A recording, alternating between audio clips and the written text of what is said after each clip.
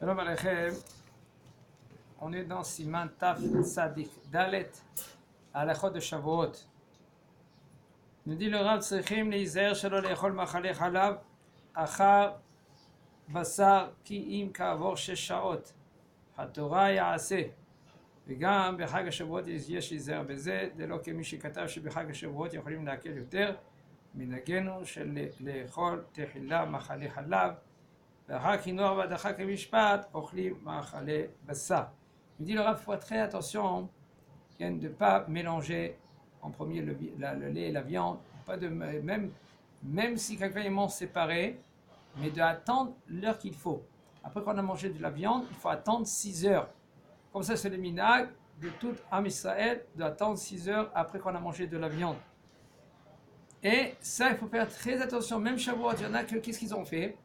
Ils ont écrit, Shavuot, on peut être mekel, on peut être, de ne pas être rigoureux. Non, c'est faux. Excusez-moi, il faut faire très attention de manger en premier le lait. Et si tu veux manger juste après, alors il faut enlever la nappe, il faut emmener une autre nappe.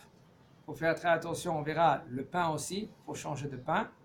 Parce qu'il y en a, qu'est-ce qu'ils font? Ils font le kiddush, ils font motzi, et ils mangent du fromage, tous les fromages, des gâteaux de fromage, et après, ils mangent de la viande. Comme ça, il faut faire. Mais, c'est pas comme ça, un homme, lui, rien qu'il se rince la bouche, et il mange un morceau de pain.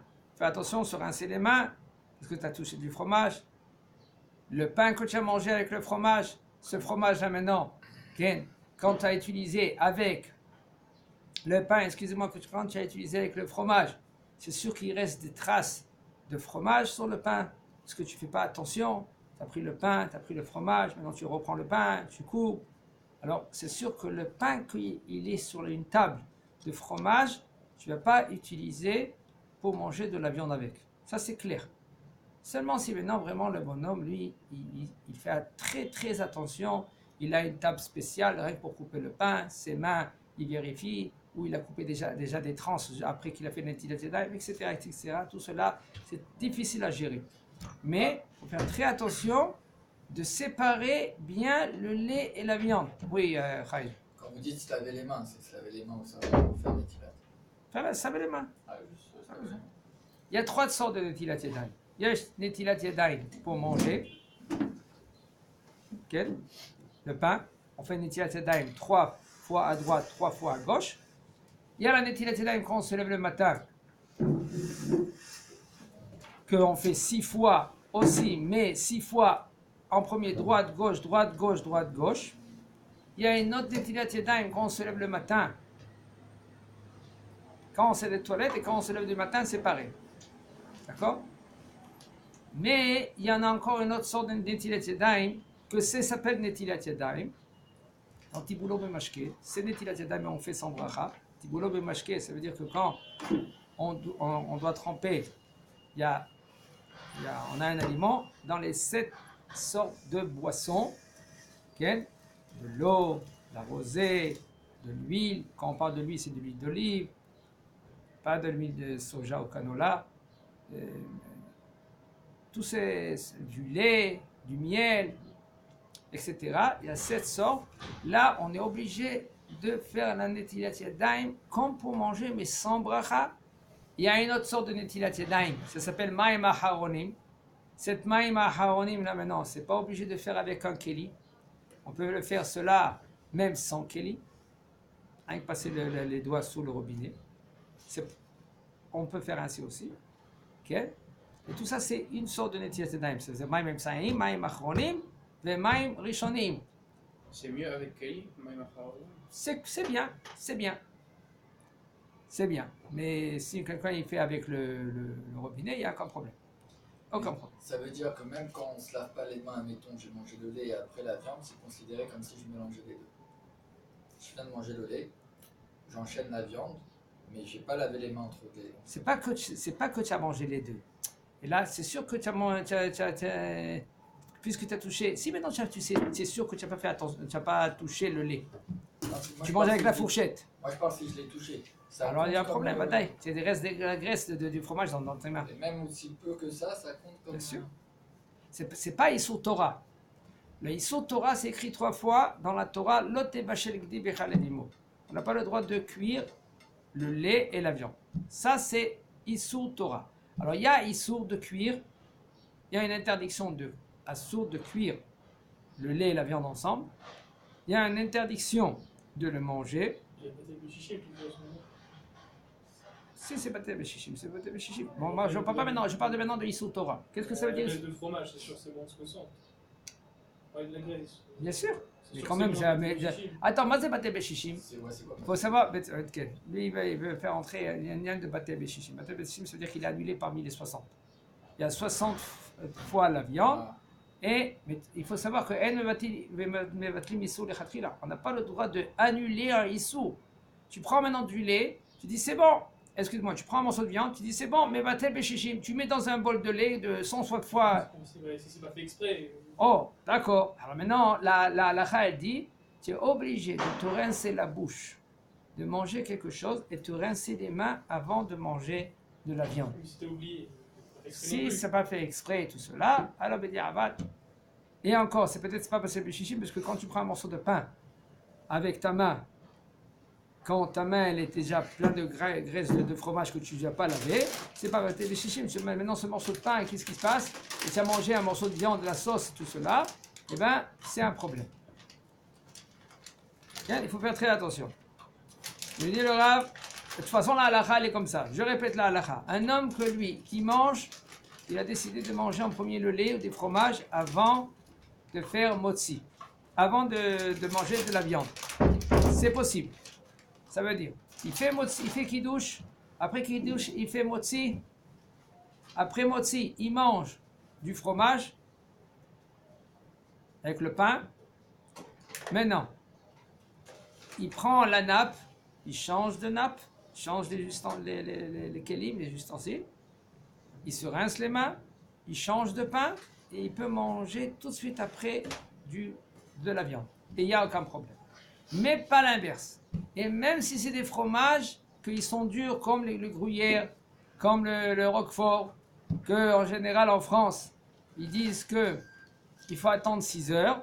D'après Rav Ovadia Yosef Zatzal, il dit clair qu'il ne faut pas attendre, pas besoin d'attendre 6 heures entre les fromages et la viande. Ça veut dire, on fait tout ce qu'il nous a dit le Rav, et après, on peut manger de la viande avec du pain comme vous voulez, mais il faut en premier rincer bien la bouche, manger un morceau de pain, et c'est bon.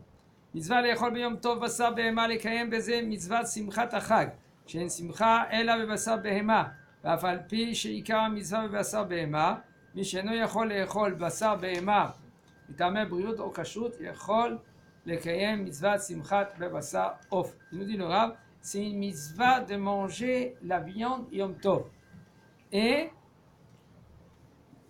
boire du vin. Alors quand on parle de la viande, là on parle de la viande rouge. Même si maintenant, selon la mitzvah, il faut manger de la viande rouge et du vin, et boire du vin, si un homme, lui, ne peut pas manger de la viande rouge, par exemple, il est malade, il ne peut pas, le docteur lui a dit, il ne faut pas qu'il mange la viande rouge, alors, il peut faire la mitzvah avec du poulet, et ainsi, il nous dit le Rav, il faut boire du vin. Il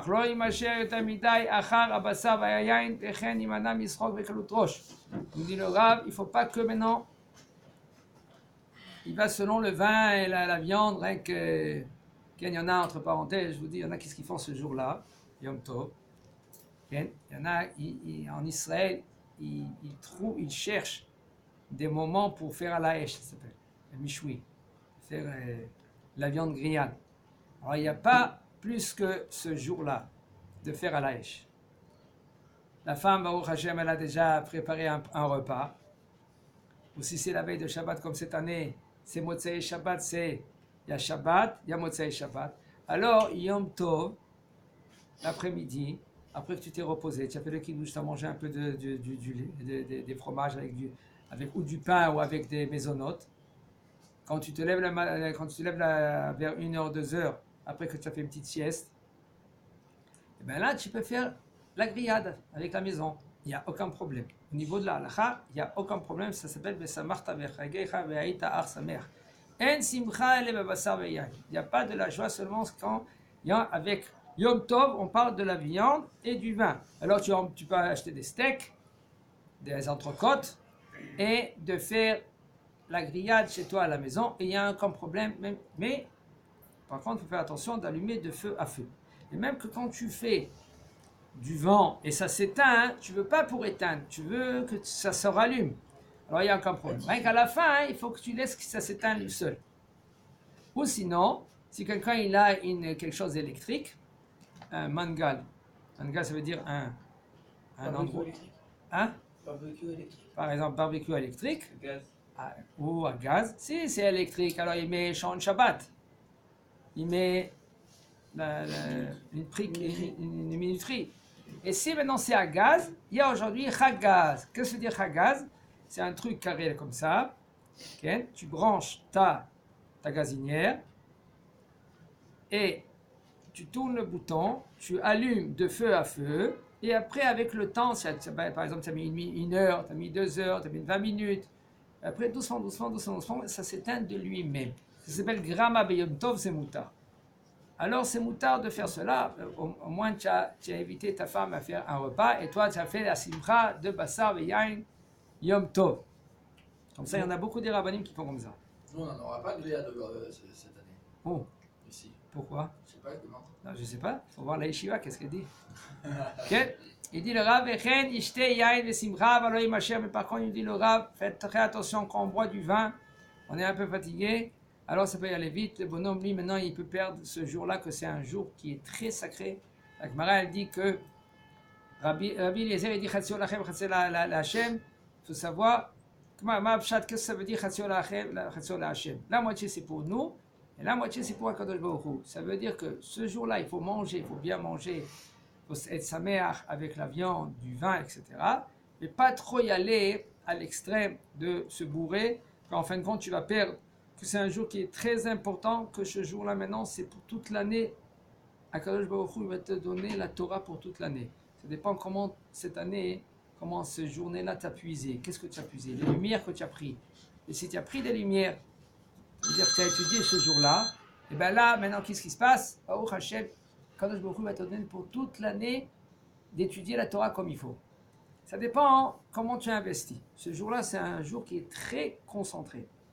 Chidush Torah, c'est bien, le Rav va nous dire plus loin, de être Mehadesh un Hidush. Mehadesh, ça veut dire de apprendre quelque chose que tu n'as jamais appris ce jour-là.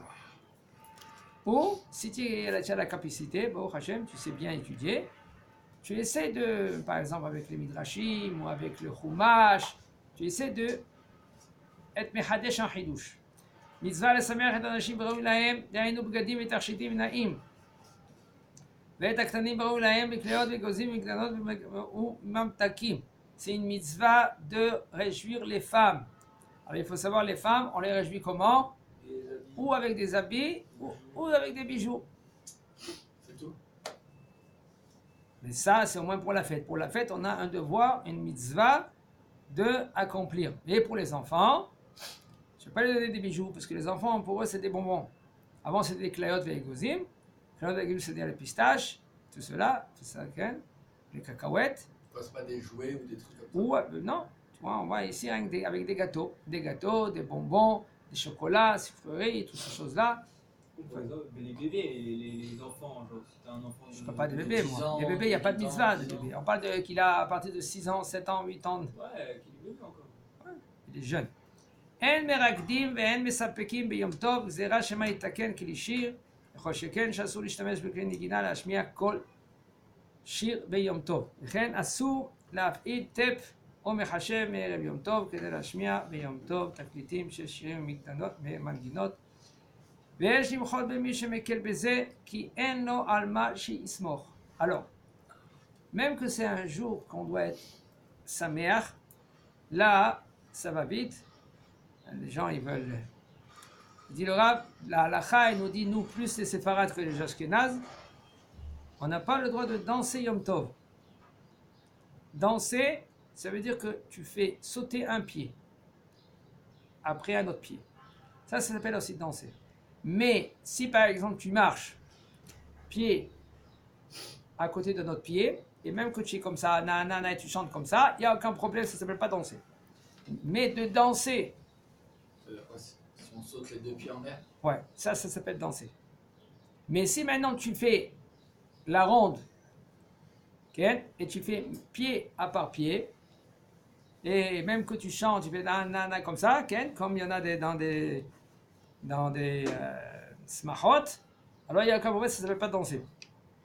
Les Rachamim, ils ont dit, de peur que lui qui va construire un instrument Yom Tov, il va réparer un instrument. Par exemple, il a une guitare, il va commencer à jouer, il y a une corde.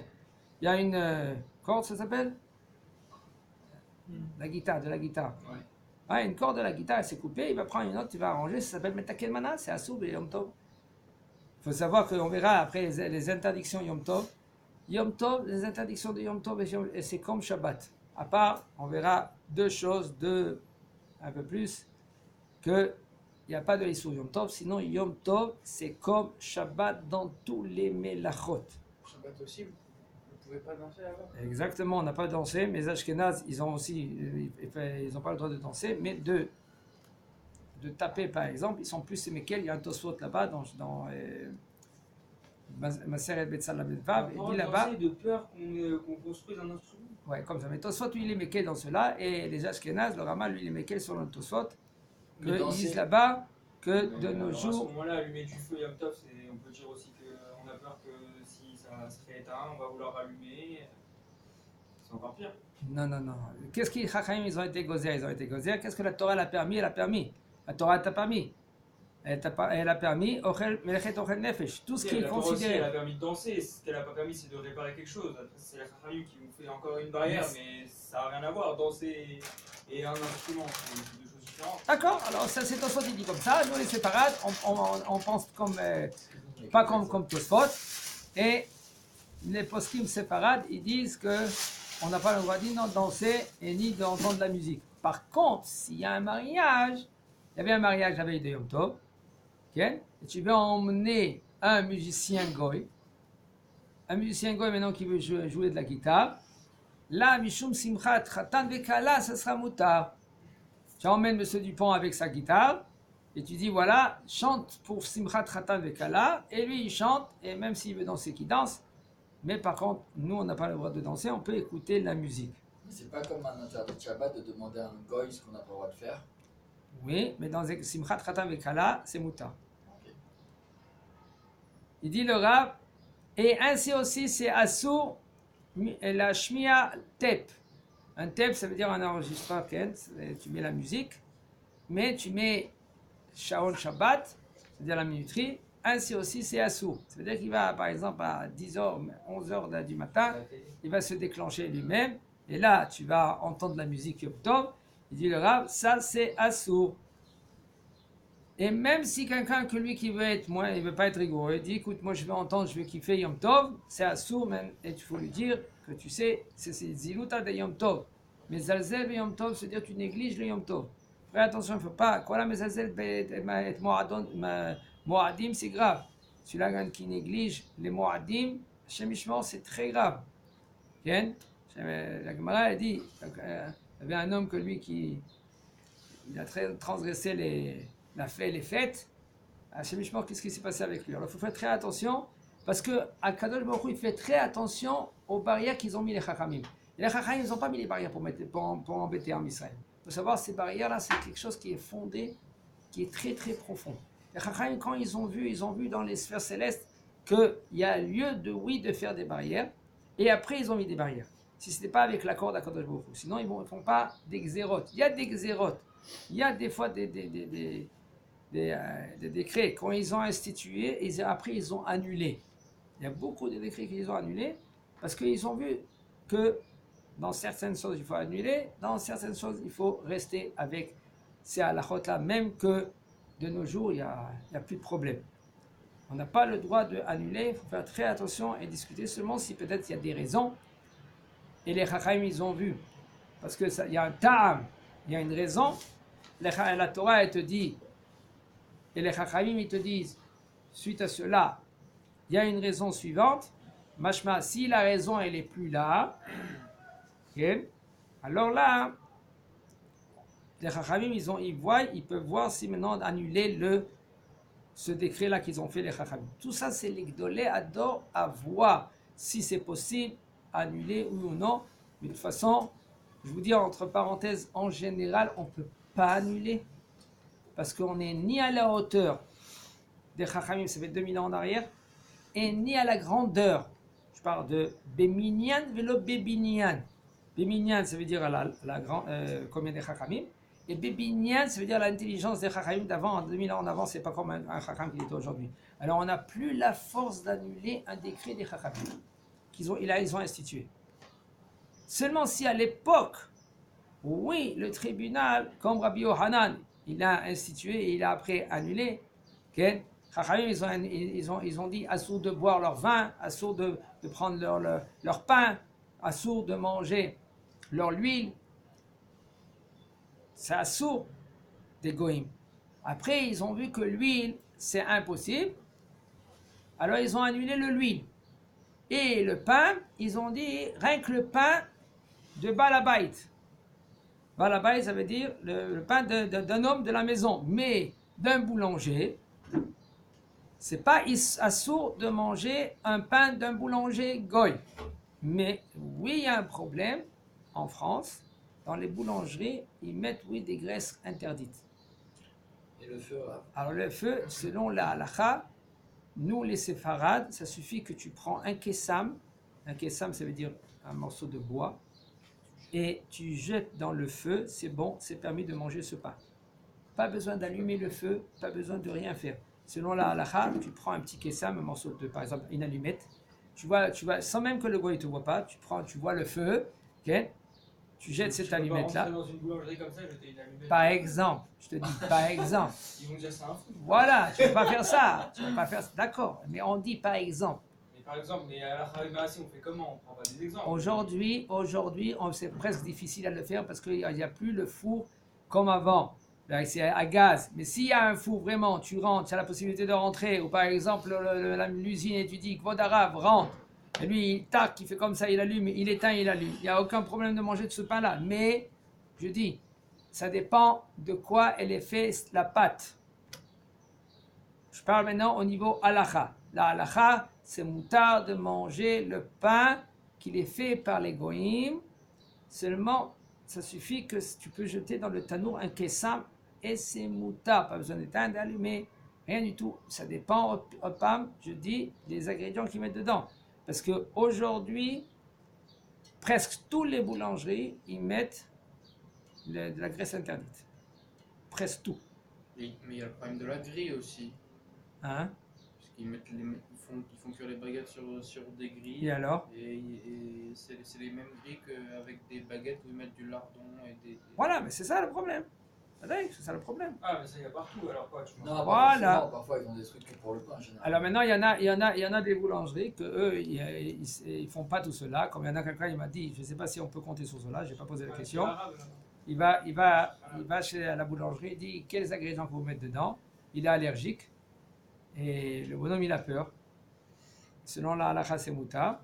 Si tu demandes par exemple, tu dis voilà il est allergique, il donne tous les ingrédients qu'il met dedans. Mais on ne peut pas trop compter sur cela. On ne peut pas trop compter. Top. Il dit le Rav yesh limchot b'mi shemekel beze ki en lo al ma sheismoch.